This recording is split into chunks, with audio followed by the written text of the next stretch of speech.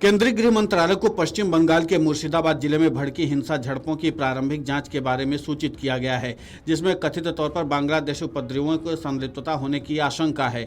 यह जानकारी सूत्रों के हवाले से सामने आई है। दरअसल मुर्शिदाबाद के सूती, धुलियान और जंगीपुर इलाकों में हिंसा हुई थी। ये हिंसा संशोधित वक्फ अधिनियम के खिलाफ विरोध प्रदर्शनों के बीच 12 और 13 अप्रैल को हुई थी।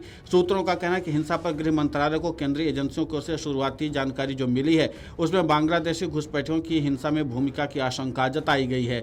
वहीं अवैध तरीके से दाखिल हुए बांग्लादेशियों की वजह से कुछ परिवार मुर्शिदाबाद से मालदा को पलायन करने को मजबूर हुए हैं। गृह मंत्रालय को मिली शुरुआती जानकारी के मुताबिक अवैध बांग्लादेशियों को हिंसाग्रस्त इलाकों में सक्रिय होने में स्थानीय प्रशासन की लापरवाही बड़ी वजह बनी है। सूत्रों के मुताबिक अवैध रूप से बांग्लादेशी दाखिल हुए इन बांग्लादेशी घुसपैठियों का नियमों के मुताबिक सत्यापन नहीं किया गया था और इस वजह से वो हिंसा प्रभावित इलाकों में सक्रिय होते गए, जिसका नतीजा ये हुआ कि कुछ परिवारों को वहां से अपना इलाका छोड़ना पड़ा। इसके बाद हिंसाग्रस्त इलाकों में केंद्रीय अर्धसैनिक बलों की तैनाती हुई है। केंद्र सरकार लगातार बंगाल की हिंसा के हालात का आंकलन कर रही है और इसी तरीके से केंद्रीय एजेंसी से नियमित अंतराल पर अपनी रिपोर्ट मंगा रही है।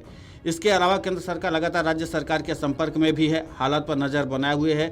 गृह सचिव बंगाल की स्थिति पर नजर रखे हुए हैं। बंगाल में वक्फ संशोधन कानून को लेकर के व्यापक आक्रोश से अशांति फैल गई। प्रदर्शनकारियों ने दावा किया कि यह बदलाव अल्पसंख्यकों के अधिकारों और धार्मिक स्वतंत्रता का उल्लंघन करते हैं। बढ़ते तनाव के जवाब में पश्चिम बंगाल के मुख्यमंत्री ममता बनर्जी ने शनिवार को घोषणा की कि उनकी सरकार राज्य में संशोधित कानून को लागू नहीं करेगी। आश्वासन के बावजूद जिले के कुछ हिस्सों में हिंसा जारी रही। इसके कारण कानूनी और राजनीतिक प्रतिक्रियाएं सामने आई। बीजेपी नेता और विपक्ष के नेता शुभेंदु अधिकारी की याचिका पर कार्रवाई करते हुए कलकत्ता हाई कोर्ट ने हिंसा प्रभावित क्षेत्रों में कानून और व्यवस्था बहाल करने के लिए केंद्रीय सशस्त्र पुलिस बलों की तैनाती का आदेश दिया। अनेक मुस्लिम संगठन और राजनीतिक दलों की ओर से वक्फ अधिनियम के खिलाफ किए जा रहे विरोध प्रदर्शनों के बीच किरेन रिजिजू का यह बयान सामने आया है। विपक्ष बीजेपी को मुस्लिम विरोधी बता रहा है और इस आरोप पर रिजिजू ने कहा कि वक्फ संशोधन अधिनियम में मुस्लिम समुदाय को टारगेट नहीं किया गया है, बल्कि इसका उद्देश्य पिछली गलतियों को सुधारना है, जवाबदेही और पारदर्शिता सुनिश्चित करना है। वहीं पश्चिम बंगाल की सीएम ममता बनर्जी पर आरोप लगाते हुए कहा कि बंगाल के लोगों को विरोध प्रदर्शन के लिए कहकर भड़का रही हैं कि वह संसद में पारित कानून को लागू नहीं होने देंगी। रिजिजू ने कहा कि पश्चिम बंगाल के मुख्यमंत्री ने लोगों को विरोध प्रदर्शन के लिए उकसाकर और यह कहकर हिंसा भड़का रही हैं, वो संसद में पारित कानून को लागू नहीं करेंगी।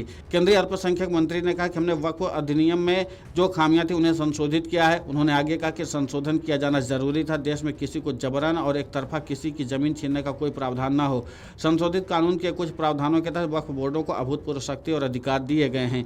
संशोधन के बाद वक्फ किसी की जमीन को संपत्ति के रूप में मनमाने ढंग से घोषित नहीं कर सकेगा।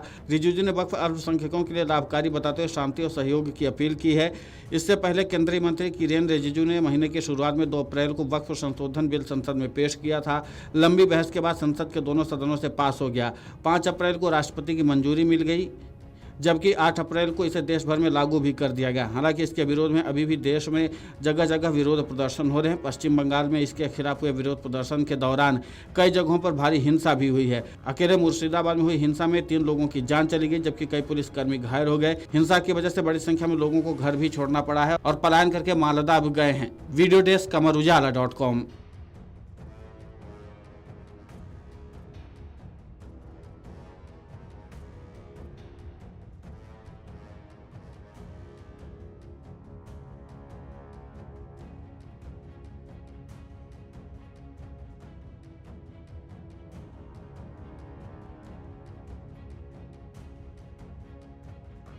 अगर आप ये वीडियो YouTube पर देख रहे हैं तो हमारे चैनल को सब्सक्राइब कर बेल आइकन दबाएं और Facebook पर देख रहे हैं तो हमारे पेज को लाइक करें।